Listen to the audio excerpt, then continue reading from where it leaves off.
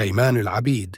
بيليه فلسطين، سكتت صرخته حتى تكلم أحدهم. سليمان العبيد أسطورة كرة القدم الفلسطينية، أكثر من 100 هدف و24 مباراة دولية، مهارة وسحر لا ينسى. الاتحاد الأوروبي لكرة القدم نعاه، لكن بدون ذكر كيف مات.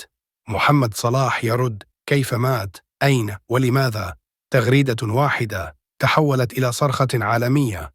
الاتحاد الفلسطيني 662 رياضياً قتلوا في غزة، منهم 421 لاعباً و83 طفلاً و288 منشأة رياضية دمرت.